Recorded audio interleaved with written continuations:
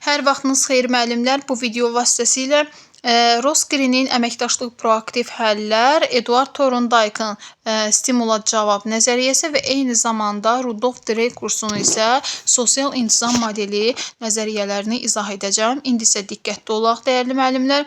Deməli, şagird davranışla bağlı olan nəzəriyyələrdir bunlar.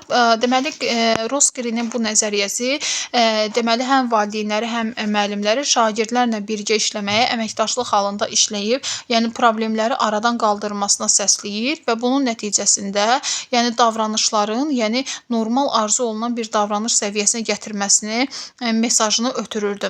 Və bu zaman qeyd edək ki, dəyərli müəllimlər, Rosqrinin yanaşması adətən iki yerə ayrılır. Yəni qeyd edirdi ki, şagirdlər iki səbəbdən, demək belə deyək ki, mənfi davranışlar sərgiləyirlər. Birincisi, tələb olunan bacarıqların lazımi səviyyədə olmaması, ikinci həll edilməmiş problemlər. Siz təsəvvür edin ki, şəkil çəkmə qabiliyyəti olmayan bir uşaqdan biz tələb edirik ki, şəkil çək.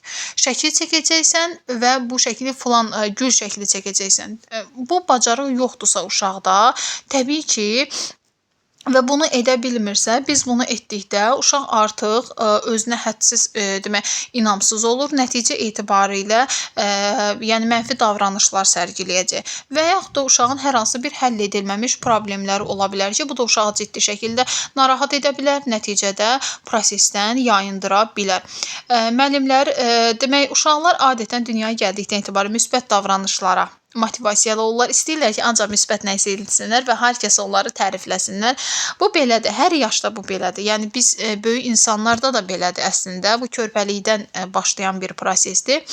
Əslində, yəni belə qeyd eləyək ki, uşaqların ətraf mühitə demək göstərdikləri bu mənfi davranışlar uşaqdan tələb olunan bacarıqlardan üst-üstə düşməməsidir. Yəni başqa sözlə belə deyə bilərik ki, belə problemli davranış uşaqların motivasiyası ilə əlaqəli deyil. Əslində onların demək uğur qazanmaq üçün lazım olan bacarıqlara malik olmaması ilə demək ortaya çıxır. Yəni bu mənfi davranış nə ilə ortaya çıxır? Uğur qazanmaq üçün lazım olan bacarıqlara malik olmadıqları üçün ortaya çıxır. Yəni bu uşaqda sanki bir daxili inamı itir də. Və bu zaman əməkdaşlıq və proaktiv həllər bizə deyir ki, bəs üç yanaşma ilə siz əslində problemi aradan qaldıra bilərsiniz. Bu hansı yanaşmadır? Birincisi, üç yanaşmanın əvvəlindən deyək. Birinci, uşağın perspektivini dərk etməsi. Birinci budur, dərk etməsi. İkinci, problemi müəyyənləşdirmək. Üçüncüsü isə həll yollarını tapmaq. İndi gəlin onlara əyani olaraq aşağıda hər biri haqqında oxuyaq. Birincisi, dedik ki, uşağın perspektivini dərk etməyin yollarını öyrətmək, yəni empatiya qurmaq bacarığı. Şagirdlə artıq müəllim arasında empatiya qurur və şagird öz perspektivini başa düşür və onlara maraq göstərməyə çalışır. Nəticə etibarilə biz burada uşağın motivasiya və iradəsini yox, demək iş görmə bacarığını demək olmadığını fərz edirik. Yəni uşaq artıq bu zaman, yəni empatiya qurmaqla görürük ki, uşağın hər hansı bir bu tapşırığı icra etmək üçün onda bu bacarıq yoxdur. Sonra biz ikinci addım olaraq baxırıq ki, görəsən bu problemli davranışa təsir edən demək xüsusi məsələ nə ilə bağlıdır? Yəni problemi müəyyənləşdiririk. Şagirdin belə davranış sərgiləməsi üçün deməli ona təsir edən, onu stimullaşdıran deməli məsələ nədir? Onu biz müəyyən edirik. Yəni şagirdə problem yaradan, onda artıq bu bacarıq yoxdur.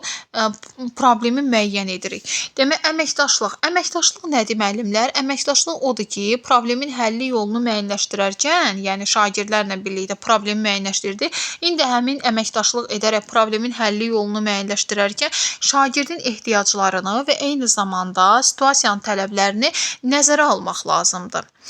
Baxın, indi baxaq ki, şagirdin yəni bu prosesdə yanında olmaq lazımdır və bunu ona hiss etdirmək lazımdır. Yəni böyüklər deyəndə müəllimlər və valideynlər uşaqlarda ilk olaraq lazım olan bacarıqları öyrənmələrinə və bundan əlavə onlara mane olan problemləri həll etməyə kömək etməlidirlər. Məsələn, məktəbə hazırlığa gedən bir uşaqda oxu bacarığı formalaşmalıdır. Bu zaman məktəbdə müəllim, evdə valideyn uşaqla məşğul olurlar. Yəni nə üçün? Uşaqda lazımi bacarıq hansıdır? Oxu bacarığını formalaşdırsınlar və onlara, yəni oxu bacarığı düzgün oxuya bilməməsi üçün oxuya bilməməsinə səbəb olan problemi müəyyənləşdirib və onu həll etmək üçün uşağa kömək etməlidirlər. Yəni uşaq bilməlidir ki, bu prosesdə o tək deyil, ona kömək edən insanlar var. Ona görə də o prosesə daha ürəklə yanaşacaq, biləcək ki, yəni əslində, yəni o hər bir problem, yəni nə isə bilməmək dünyanın axırı deyil, o öyrənə bilər. Və bunun üçün də, yəni uşaqlarda əməkdaşlıq bacarığını formalaşdırmaq lazımdır ki, uşaq kiməsə hər hansı bir problem yarananda kiməsə müraciət etməkdən qorxmamalıdır. İndi gəlin görək bu yanaşmanı biz necə tətbiq edə bilərik? Roskri deyir ki, bu yanaşma uşaqlara bir neçə yolla tətbiq etmək olar. Birinci, dəstəkləyici mühitlə yaratmaqla. Bu nə deməkdir? Şagirdin inkişafı üçün əlverişli mühit yaratmaq lazımdır. Yəni valideynlər və müəllimlər ona uğur qazanmaq üçün lazımi bacarıqları inkişaf etdirməyə kömək edə bilərlər. Yəni dəstəkləyici mühit yaratmaqla uşaqla müəllim arasında inam qurulur. İnamın qurulduğu bir mühitdir və bu zaman uşaq prosesdən qorxmur, çəkinmir və bu zaman valideyn və müəllim ona uğur qazanmaq üçün lazımi bacarığı inkişaf etdirməkdə kömək göstərir. Bəzən elə olur ki, sinifdə uşağın biri daha çox sakit oturur və yaxınlaşırsan deyir ki, mən başa düşmədim dərsi. Deməli uşaq müəllimdən qorxur, müəllimə deməyə ki, mən başa düşmədim. Və yaxud da demək olar ki, həddən artıq səs-küy yaratmağa meyllidir və bu zaman yaxınlaşanda deyir ki, mən deyir bilmirəm. Deməli bu halda nədir? Deməli dəstəkləyici mühit olmadığına görə, uşaqla müəllim arasında lazımi ünsiyyət və əsaslanan inam qurulmadığına görə və o zaman uşaq lazımi davranış sərgiləmir və prosesi demək olar ki, mənfi davranışlar sərgiləyir. Və bu zaman şagird prosesdən əslində qorxur. Daxilən qorxur və qorxur ki, müəllimə desin ki, mən bunu başa düşmədim. Qorxur ki, valideyninə desin ki, mən bunu bilmədim ki, yəni müəllim valideyni onu döyər, belə deyək ki, müəllim ona istehza ilə yanaşar. Təbii ki, bunun üçün dəstəkləyici mühit yaratmaq lazımdır. Uşaqlara belə bir mesaj ötürmək lazımdır ki, əgər siz bir şey başa düşmədinizsə, bunu 100 dəfə soruşmaq lazım olsa, 100 dəfə də soruşun. Eyni qayda ilə mən bunu izah edəcəm.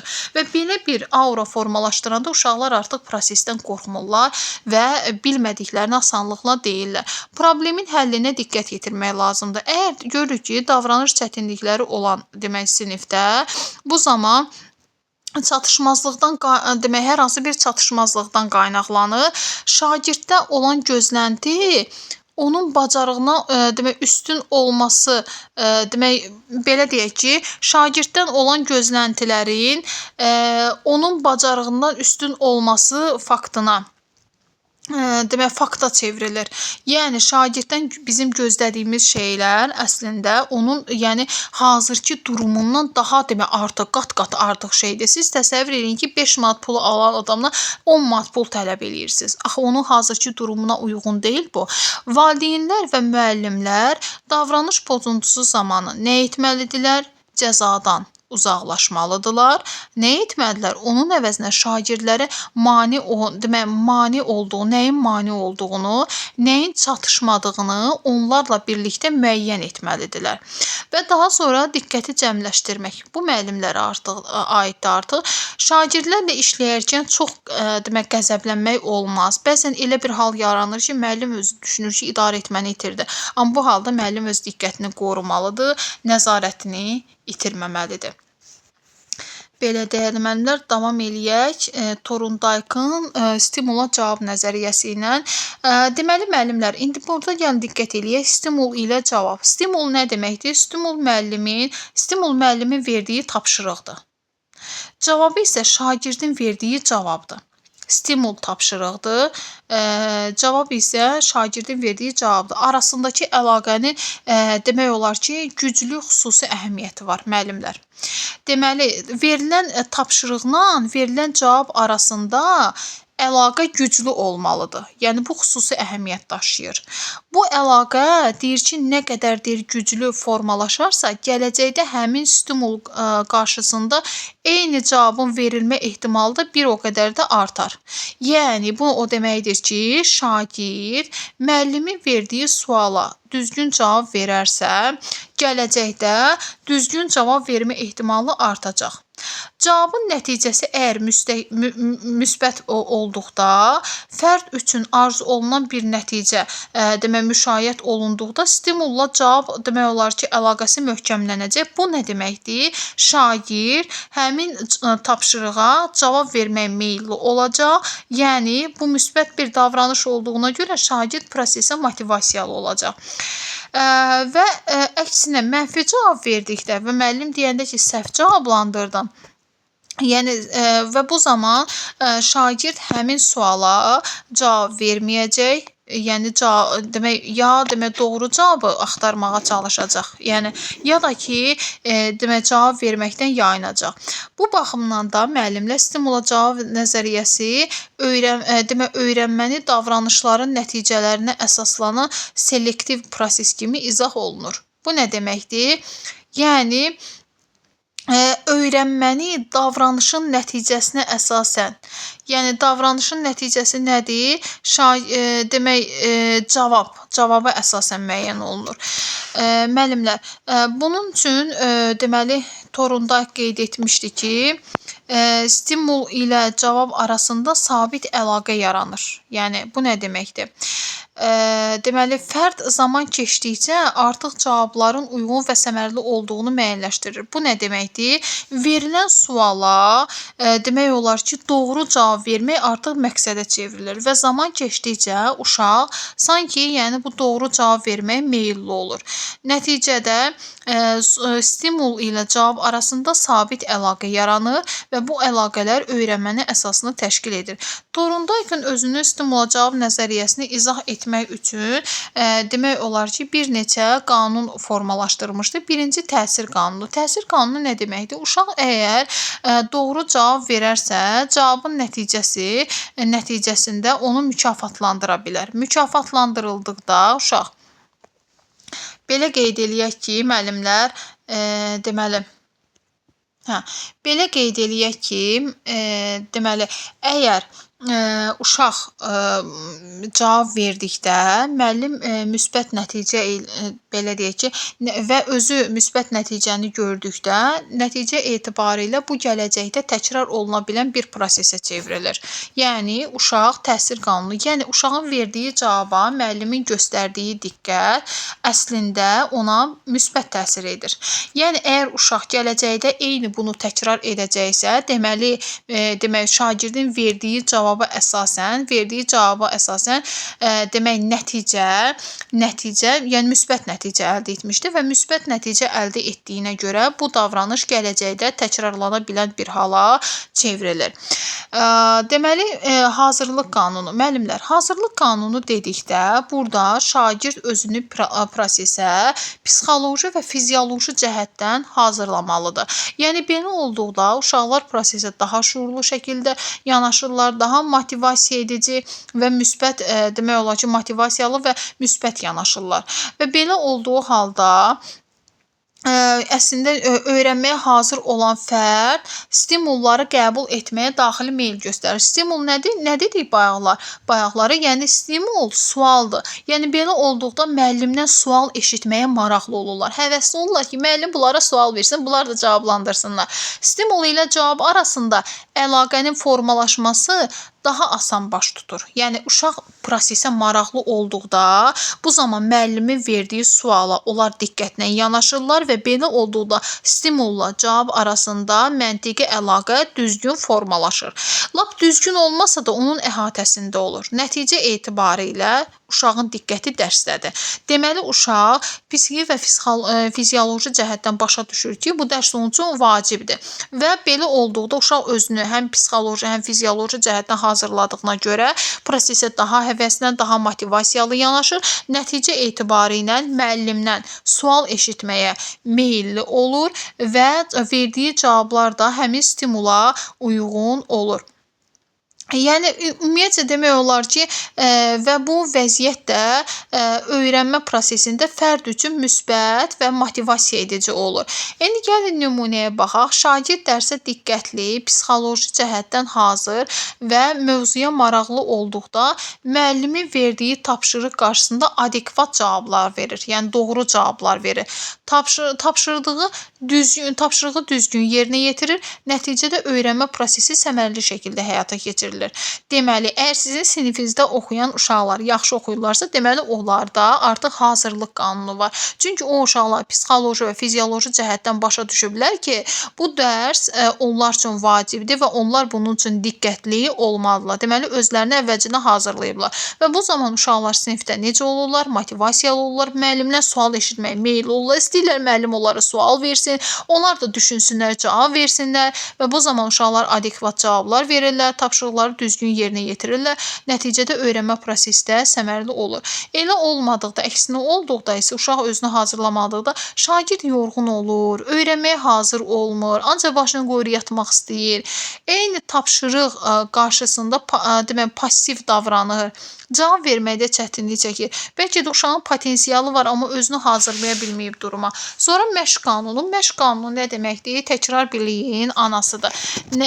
Belə ki, müəllimlər əgər demək olar ki, stimulat cavab nəzəriyyəsinə əsasən, deməli müəllim bir sualı dəfələrlə şagirdə ünvanladıqda, yəni bu təkrarlanan bir proses olduğu üçün şagird müəllimin verdiyi bu sualı və cavabı uzun müddət yadında saxlayır. Yox, uzun müddət keçdikdən sonra, məsələn, sentyabrda dərsi keçmisiniz, bir də gəlirsiniz may ayında uşağa sual verəndə təbii ki, uşağın yadından çıxa bilər. Amma siz bunu hər ay təkrarladıqda bu artıq uşağın yadında qalacaqdır və öyrənmə prosesi gözlənilən xeyrini verəcəkdir.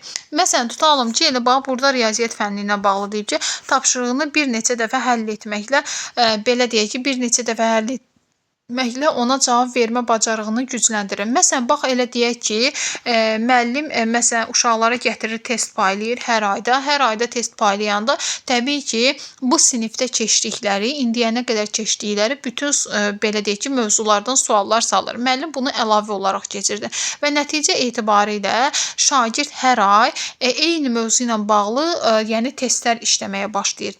Bu da nə deməkdir? Burada artıq məşq qanunu özünü göstərməyə başlayır ki, şagird bunu təkrar etmiş olur, əvvəlki biliklərini yadına salmış olur və nəticə etibarilə bilik onun beynində aktiv vəziyyətdə qalır. Sonra müəllimlər çoxsaylı reaksiyalar qanunu, bu nə deməkdir? Çoxsaylı reaksiyalar qanununa görə, yəni şəxs, yəni şagird yeni və qeyri-müəyyən stimul qarşısında sınaq və səhv yol ilə müxtəlif reaksiyalar göstərir. Bu nə deməkdir? Şagirdə müəllim yeni bir sual verdikdə və qeyri-müəyyən, yəni az başa düşdüyü suallar verdikdə və bu zaman şagirdlər sınaq yolu ilə başqa cavablar verə bilər. Hətta səhv olsa belə müxtəlif cavablar verə bilər. Məsələn, ola bilər ki, bir sualı 5 dəfə cavab verir və 6-cısı düz çıxıb, belə deyək. Öyrənmə prosesi isə, yəni burada, yəni müxtəlif reaksiyalar. Bu nə deməkdir? Uşağın demək olar ki, bir sualı 5 cavab veribsə və 6-cısı düzdür, deməli 6 dəfə reaksiya verib və bu reaksiyalardan biri düzdür və bu zaman şagird qət eləyir ki, deməli müəllimin verdiyi bu sualın cavabı budur və buna görə də şagird artıq həmin müəllimin verdiyi sualda hansı ki 6-cı doğru cavab vermişsə, o cavabı yadında saxlayır, digərlərini unudur. Çünki digərləri səhv idi. Məsələn, bax belə deyək, uşaqlara test tapşırığı veririk 5 variantda. Uşaq tapşırığı işləyir, soruşuruq uşaqlarda, məsələn, lövhədə deyirlər ki, müəllim A variantı. Deyirəm ki, yox. Deyir B variantı. Deyirəm yox. Deyir C variantı. Deyirəm yox. Görürsünüz müxtəlif reaksiya. Deyir D variantı. Baxıram, görürəm ki, D variantı doğrudur. Deyirəm ki, hə, D variantı doğrudur. Deməli, uşaq bu halda səhvlərindən öyrənir. Səhvlərindən öyrəndiyinə görə bu zaman həmin sualın doğru variantı olaraq həmin variantı, həmin cavabı yadında saxlamış olur. Yəni, ən məqsədə uyğun, məqsədə müvafiq reaksiyanı yadında saxlamış olur. Dəyərli müəllimlər, Thorndike'ın fikrinə görə fərdin davranışı təsadüfi deyil, yalnız müəyyən nəticələrdən doğuran reaksiyaların seçilməsi və möhkəmləndirilməsi ilə formalaşır. Yəni, bu yanaşma sonrakı davranış nəzəriyyəsi üçün xüsusən Mesellə Skinnerin operant şərtlənməsi konsepsiyası üçün zəmin yaratmışdır. Yəni burada dedik ki, stimul nədir? Müəllimin verdiyi tapşırıq, cavab isə şagirdin verdiyi reaksiyadır. Dəyərli müəllimlər, davam edirik. Sosial intizam modeli nəzəriyyəsi ilə. Deməli, Avstriyalı psixiatr və pedaqoq Rudolf Dreikurs. Yəni çox maraqlı bir nəzəriyyədir doğrudan da. Deməli, diqqətli olaq. Deməli,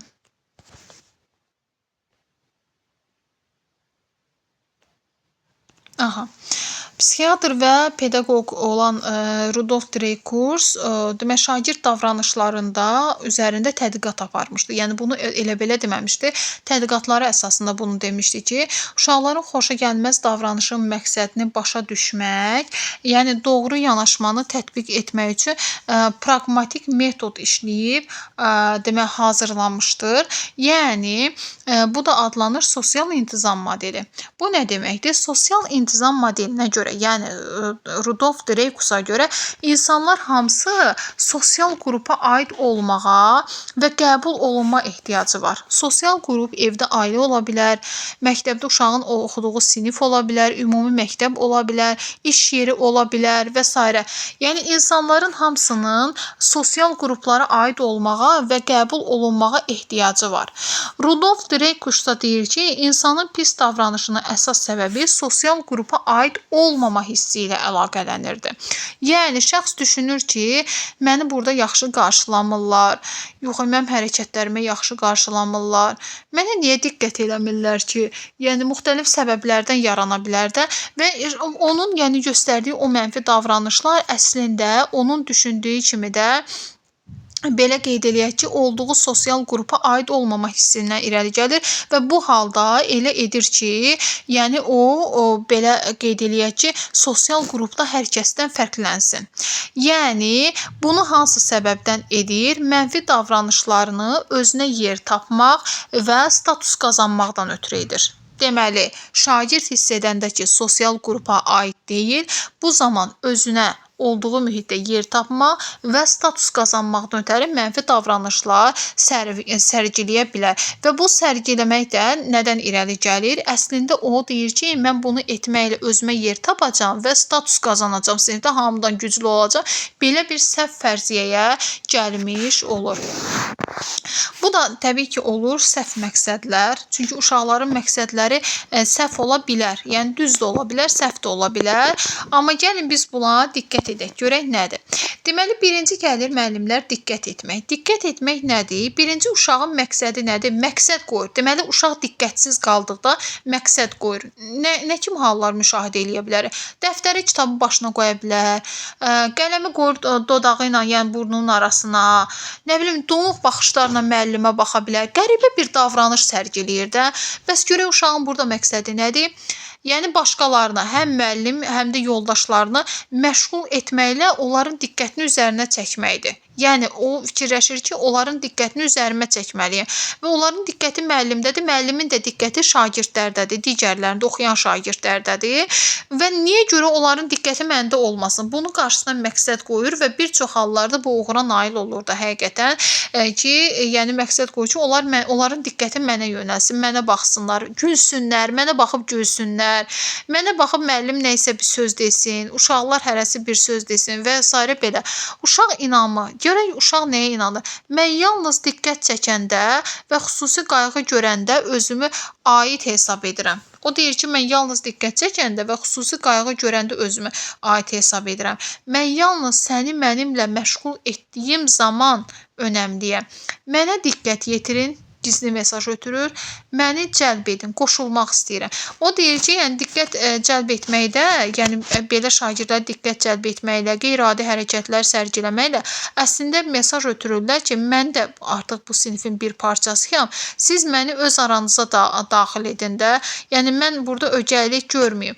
Hər yolları kimi nə görə bilərik müəllimlər? Diqqəti minimuma endirmək lazım. Bəli, belə bir hallar görəndə müəllim uşağın üzərinə getməməlidir. Davranışına məhəl qoymamaq, gedib uşağın yaxınında durmaq olar və eyni zamanda qeyd götürmək olar.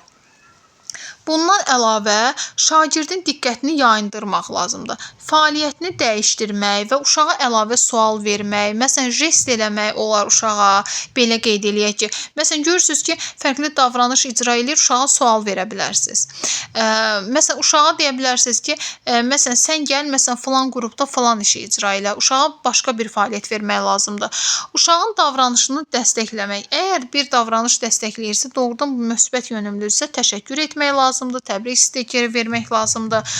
Şagirdə hərəkət etdirmək lazımdır. Ola bilər başqa yerdə otuzdurma və yaxud da düşüncə kreslosuna göndərmək olar. İkincisi, müəllimlər, güc nümayiş etdirmək. Burada uşağın məqsədi gücü nümayiş etdirməklə demək, nüfuz qazanmağa çalışmaqdır. Yəni, bu nə deməkdir? Bu, Gleyser nəzəriyyəsində olduğu kimi, müəllimlər, Gleyser nəzəriyyəsində olduğu kimi, burada da belədir ki, deməli, burada güc ehtiyacı var. Yəni, uşaq düşünür ki, mən də bu sinifdə nə isə etməliyəm. Mən bu sinifdə nə isə edəndə özümə dəyər qazanacam. Deməli, bir əhvalatı danışım bu əsnada sizə. Mən ibtidai sinifdə oxuyanda çox balacaydım. Belə deyim, boyum çox balacaydı. Və sinifdə elə oldu ki, bir gün sinifdə iməclik təşkil edədilər. Yəni, qızlar hərəsi pəncərəni silmək, falan partalar silib təmizləmək, oğlanlar da həmişə kimi, yəni həyətdə, yəni sinifin ətrafında həyəti falan təmizləməyə tapşırıldı. Nəticə etibarilə və ağır işlər deyək ki, partalar daşımaq falan belə işlər tapşırıldı. Yadıma gəldi, 4-cü sinifdə oxuyurdum mən onda. Və o zaman müəllim mənə fəaliyyət vermədi. Dedi ki, sən otur bir küncdə. Niyə? Çünki sən incə-mincəsən də. Əslində, yəni düzdür, mən orada mənfi davranış sərgiləmədim. Amma bu mənə özümə pis təsir elədi, həqiqətən. Yəni, pis təsir elədi. Və bu zaman, yəni bəzən ola bilir ki, görürsünüz, sakit duranda uşaqlar, bəzən elə olur ki, yəni bu nə deməkdir? Bu artıq, belə deyək ki, uşağın özündə dəyər hissi formalaşmır. Uşaqlar nə zaman özlərinə dəyər hissi formalaşır, uşaqların özündə özlərinə qarşı sevgi formalaşır. Onlar nə isə bacardıqlarını hiss etdikdə, onların potensialı əgər o sinifdə reallaşırsa, onların bacarığına uyğun siz dərs qura bilirsinizsə və o dərsdə uşaq lövhəyə çıxır, dərs yaza bilirsə və yaxud da rəssamlıq qabiliyyəti varsa, şəkil çəkə bilirsə, ola bilər dərslə bağlı hər hansı bir sualı cavab verirsə, axır ki, hər hansı bir fəaliyyət nümayiş elətdirdi və bu zaman sanki biz Gleyser nəzəriyyəsində nə dedik? Sanki uşağın enerjisi dağılmır, qalır bədənində və bunun nəticəsi olaraq dağılmayan enerjini kimlərdənsə çıxır. Yəni, bu halda nə ola bilər, müəllimlər?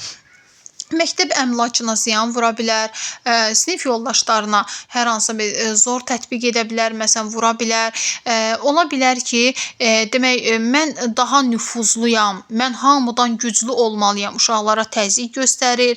Yəni, mən belə deyək də, burada mənə Bağdadda Kor xəlifə deyən bir, demək olar ki, hissə varsa, biz bunu aid edirik nəyə? Güc nümayiş elətdirməyə. Güc nümayiş elətdirməyə. Çünki uşağın burada enerjisi dağılır. Uşaq artıq öz bacarığını reallaşdıra bilmir və özünə qarşı bir dəyər formalaşmır burada. Nəticə etibarilə uşaq dağılmayan enerjisini başqa yolla çıxarmağa başlayır. Ola bilər, hər hansı bir sinif yoldaşını vura bilər. Ola bilər kiməsə göz ağarda bilər, dil çıxarda bilər, hədələyə bilər, nə bilim, belə deyək də, nə isə sındıra bilər. Bir də görürsünüz, oturduğu yerdə, nə bilim, qələmi kiməsə atdı və yaxud da kiməsə dil çıxardı, başladı gülməyə. Məsələn, şəkil çəkdi, məsələn, nə isə bir göstərdi. İstər-istəməz, yəni ki, başqasının öz qarşısında zəif hiss elətdirməyə çalışır. Bu da nədən irəli gəlir? Yəni, öz gücünü tətbiq etmədiyinə görə uşaqda belə bir təsəvvür formalaşır ki, mən zəifəm, öz-özünə belə bir sual verir və bunu qəbul etmədikdə, o artıq istəyir ki, qarşı tərəf onun qarşısında zəif görsənsin. Və bu halda uşağın, demək, məqsədi güc nümayiş etdirməklə nüfuz qazanmağa çatmaqdır. Belə bir məqsəd qoyur. Və uşağın inancı, mən nüfuzlu olduğum və vəziyyətə və deyirlər, uşaqlar bəzən deyir ki, buranın palajeniyası mənlikdir. Belə bir uşaqlar var. Bilin ki, yəni güc ehtiyacı ödənilməyən uşaqlardır. Düzdür, indi tərbiyədən kənar uşaqlar da var. Amma məsələn, tərbiyəsi yerindədirsə və uşaq məsələn, normal davranış nümayiş elətdirə bilmirsə, səbəbi bu ola bilər. heç kim mənim üzərimdə nüfuz sahibi ola bilməyəcəyini, yəni burada mənə Bağdadda çox xəlifə bir belə deyək ki, xüsusiyyəti yaratmaq istəyir. O əslində bizə gizli şəkildə mesaj ötürmək istəyir. Mənə kömək edin. Mənə seçim verin. Mən bacardığımı, bacarıqlı olduğumu, mən əslində lazımsız olmadığımı hiss etmək istəyirəm və bu zaman müəllim soyuqqanlılığını qorumalıdır. Gərgin və qarşıdurmadan. Gərgin qarşıdurma nə deməkdir? Uşaqla dirəşməməlidir də, belə deyək. Davranışları ilə mütləq razılaşmadan, yəni uşağın davranışları ilə razılaşmadan onun perspektivlərini, hisslərini və narahatlıqlarını tanımalıdır. Bilməlidir ki, bu uşaq bunu niyə görə edir? Bu onların hərəkətlərinə uyğun olmasa belə onlara hörmət nümayiş elətdirməlidir. Yəni empatiya qurmalıdır. Onlara başa düşdüyünü hiss elətdirməlidir ki, mən səni əslində başa düşürəm. Sən niyə bunu belə edirsən? Time out göstərməlidir ki, uşaq sakitləşsin. Fərdi söhbət etməlidir bununla bağlı və onunla qarşılıqlı müzakirə etməlidir.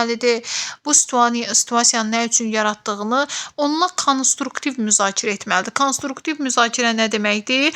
Problemin həllinə aparan müzakirə deməkdir.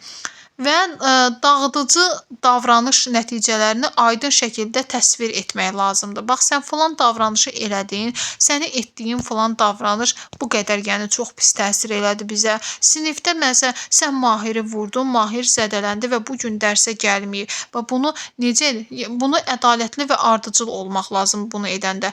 Nəticələr yalnız yanlış davranışla bağlı olmasını təmin edir. Bir uşağa mesaj ötürmək lazımdır ki, bax burada sənin əslində davranışı yanlış davranışla bağlıdır. Əslində sən düzgün davranış sərgiləsən, yüksək qiymətlənərsən. Yəni burada məqsəd uşağa cəza vermək deyil, bax güc nümayiş etdirməkdir. Uşağa cəza verməni demir. Uşağa cəza tədbirini deyil, düzəldici fəaliyyət, yəni konstruktiv fəaliyyətə yönəltməkdir. Yəni bunların heç birində cəza yoxdur ha. Roskri heç bir cəzanı qəbul etmir. Behavioristlərə baxmayın müəllimlər. Onlar istəyirlər ki, cəza versinlər uşaqlara. Sonra müəllimlər qisas almaq. Bu nə deməkdir? Deyir, mən yanıramsa o da yansın. Yəni burada əvəz çıxmaq istəyir sanki. Yəni özünü incidəndə başqalarını da incimək istəyir. Yəni mən bəyənilə və sevilə bilmərəm. Mən bəyənilə və sevilə bilmirəm, daha doğrusu sevilə bilmirəm deyir burada. Deyir ki, əgər bir şey məndə yoxdursa, qoy başqasında da olmasın. Yəni qisas almaq istəyir. Yəni mən deyir sevilmirəmsə, qoy onlar da sevilməsin. Yəni özündə olmayan şeyi başqalarına da arzulayır. Görürsüz nə qədər yanlış bir düşüncə və yaxud da nə qədər yanlış bir təfəkkürdür. İndi görün bu uşaq böyüsə, böyüyəndə kim olar? Yəni bu düşüncə ilə böyüsə iraq olsun. Gizli mesaj. Mənə kömək et. İncimişəm mən. Hissimi qəbul et, məni başa düş də ki, mən sayıldığımı hiss etmək istəyirəm. Yəni uşaq göz ardı ediləndə bəzən müəllimdən inciyə bilər. Və yenə də müəllim burada soyuqqanlılığını, gərginlik və qarşıdurmadan uşaqla nə etməlidir? Uşaqla dirəşməməlidir. Çünki uşaq burada qisas alır da, əsəbidir.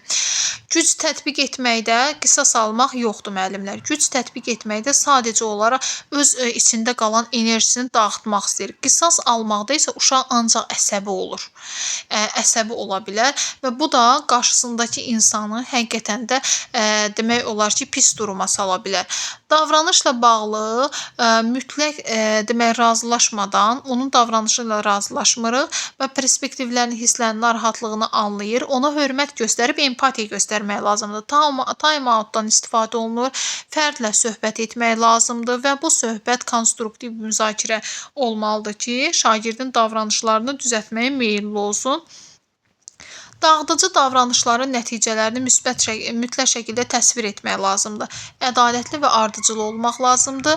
Nəticələrin yalnız yanlış davranışla bağlı olduğunu vurğulamaq lazımdır. Yəni ki, sənin bu nəticən sənin yanlış davranışınla bağlıdır. Yəni özün üçün müsbət davranış seçsən, təbii ki, biz bunu müsbət qiymətləndirəcəyik. Yəni bax belə bir mesaj ötürmək lazımdır. Daha sonra müəllimlər çarəsizlik və imtina hissi. Bu zaman uşaqlar pessimist olurlar, təkliyə qapılırlar, özlərinə qapılırlar və hətta deyirlər ki, təslim olmaq və tək qalmaq hissində olurlar.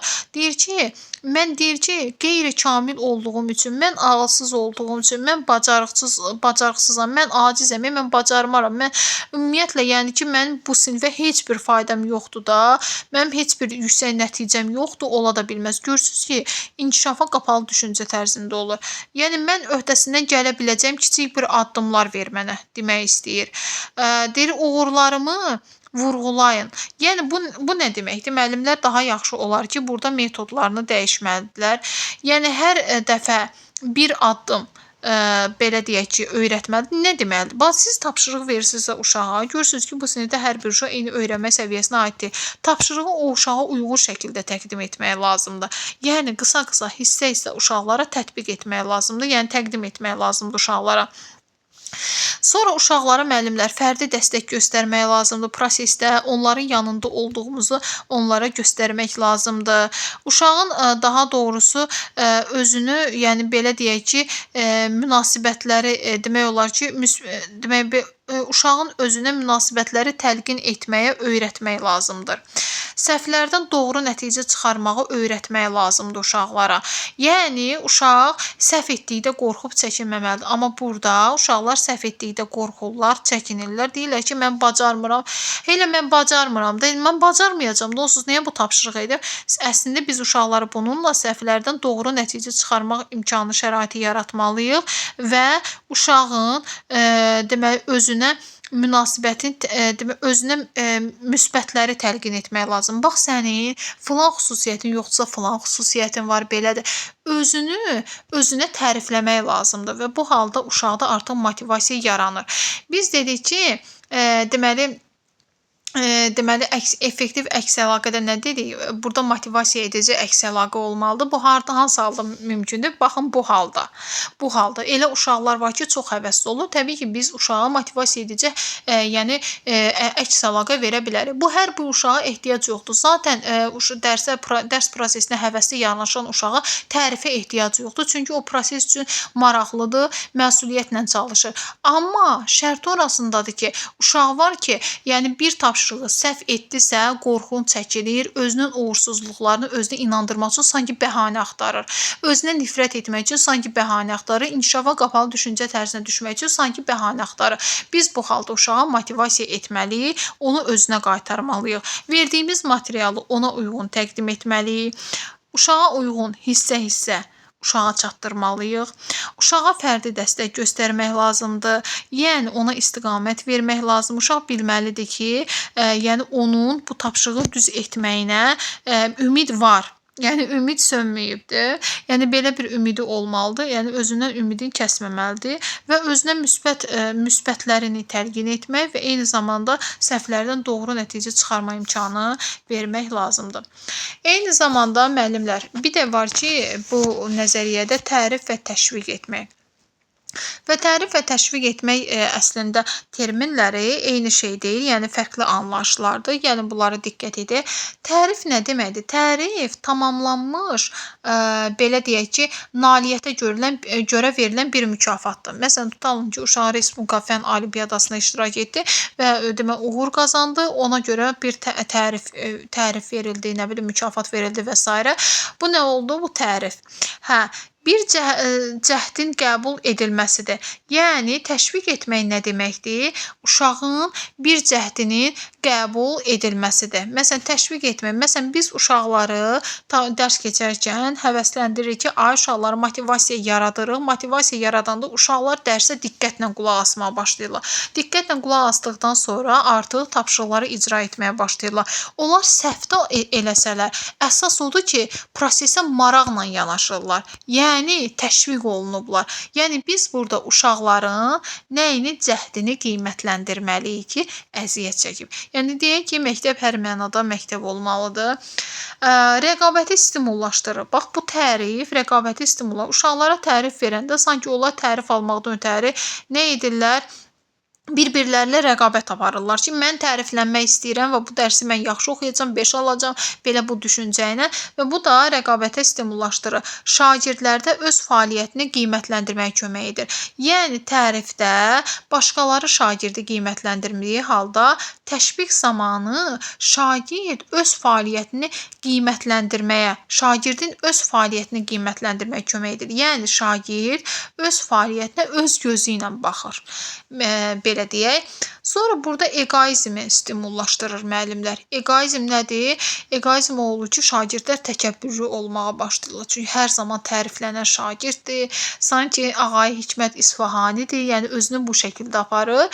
Amma demək olar ki, təşviq etməkdə isə əməkdaşlığı stimullaşdırır. Yəni təşviq edən zaman uşaq müəllimlə, sinif yoldaşları ilə əməkdaşlıq edilir. Yəni bir növ müəllimlər təşviq etmək şagirdlərin demək olar ki, şagirdlərin belə deyək ki, əməyini qiymətləndirir. Tərif etmək isə hər hansı bir fəaliyyətin nəticəsi yekunlu kimi ortaya çıxdığına görə bir çox mənfi amilləri də özü ilə gətirmiş olur. Müsbətləri varsa, mənfiləri də var. Belə qeyd eləyək. Tərifləməklə təşviqin fərqləndirildiyi kimi cəzalanmaya qarşılıq olaraq da məntiqi nəticə çıxarma yanaşması da olmalıdır. Belə ki, bax, yəni təriflə deyir ki, təşviqi biz ayırdıq. Bunlar nədir? Təşviq odur ki, uşaqlar prosesə maraqlı olurlar, bilir ki, onun etdiyi hər bir cəhd qiymətləndiriləcək və şagird öz fəaliyyətinə nəzarət etmə mexanizmi formalaşır, əməkdaşlığı stimullaşdırır. Burada nədir? Eqoizm formalaşırsa, uşaq artıq başqalarından tək və yek olduğunu bilir, rəqabət olur uşaqlar arasında. Nə olur? Fikirləşir ki, ancaq müəllim məni qiymətləndirə bilər, amma burada şagird öz-özünə qiymətləndirə bilər və tamamlanmış bir nailiyyət demək olar ki, nailiyyətin yekunu olaraq. Yəni proses əvvəllər məsələn ənənəvidə necə idi? Dərs qurtarırdı, qiymət yazılırdı, ancaq dərsin yekununda qiymət yazılırdı. Amma burada isə şagirdin göstərdiyi cəhdi də qiymətləndirir. Ola bilər şagird səhv cavab verdi, amma prosesə maraqla yanaşıb və biz şagirdin orada əziyyətini qiymətləndiririk. Və tərifləməklə təşviqin dedik ki, fərqi burada cədvəldə ortaya çıxdığına görə müəllimlər, gəlin indi cəza ilə cəzanın da nəyinsə məntiqi yekunu olaraq ortaya çıxdığını şagirdə izah edək. Bax, necə izah edək? Şagirdə deməliyik ki, əgər siz məktəbin divarını yazsanız, mən neyniyəcəm? Dərsdən sonra sizi saxlayacağam. Bir cəza. İkinci isə dərsdən sonra saxlayandan sonra siz əziyyət çəkib həmin divarı təmizləyəcəksiniz. Və bu zaman uşağa biz məntiqi nəticə çıxarması üçün sanki bir yol göstəririk. Və uşaq bu mesajı aldıqdan sonra çalışır ki, yəni şuurlu şəkildə öz davranışlarını idarə eləsin. Daha sonra şagird sinif materiallarını zədələdikdə və müəllim şagird demək olar ki, müəllim şagirdin valideynə zəng edə bilər. Bu birinci cəza. Qeyd göndərə bilər deyə yaxşı.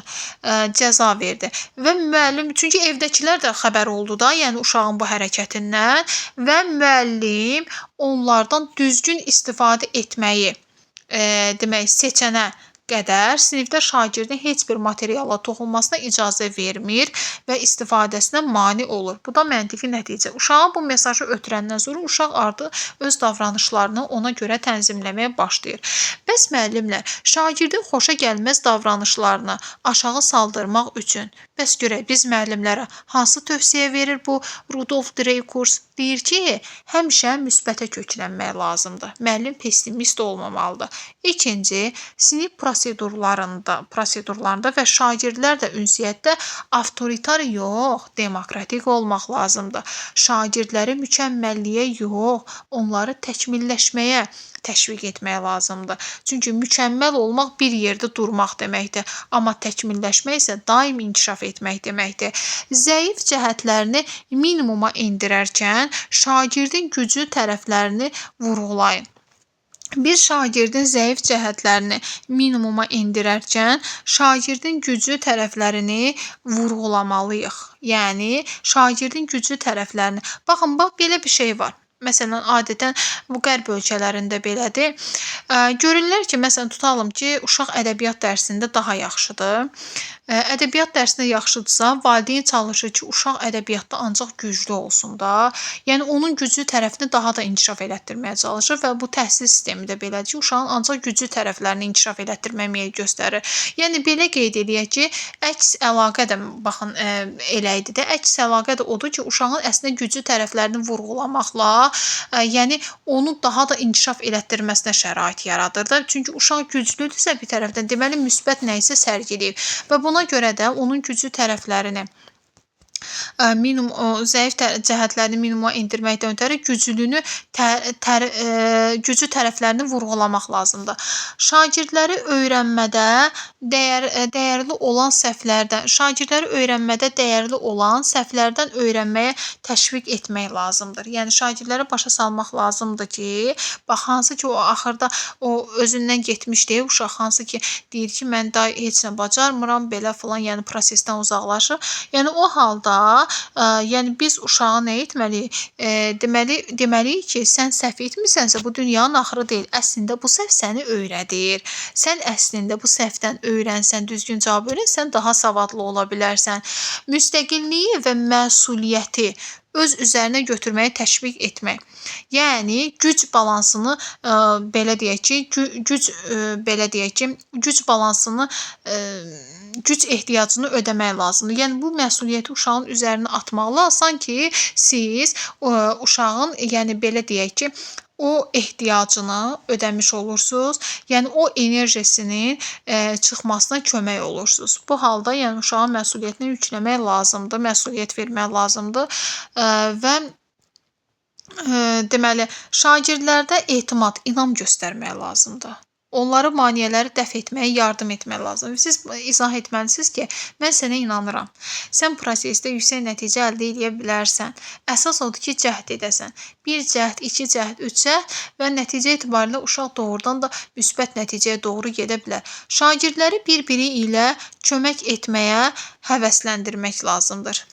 Bir-birinə kömək etməyə, şagirdləri bir-birinə kömək etməyə, yəni şagirdlər arasında əməkdaşlıq qurmağa, yəni bax burada olduğu kimi təşviq etməyə, əməkdaşlıq qurmağa, optimist və həvəsli olmağa şərait yaratmaqdır. Optimist və həvəsli olmaq nə deməkdir? Uşaq səhvlərindən qorxmur, geri çəkilmir və öyrənməyə hər zaman maraq göstərir. Belə dəyərli müəllimlər, video barədə, mövzular barədə izahım bu qədər. Daha bir videonun sonuna gəldik. Hər birinizə zehin açıqlığı arzulayıram, uğurlar arzulayıram. İnşallah ki, yəni videonun və izahın faydasını görərsiniz. Sağ olun. Salamat qalın.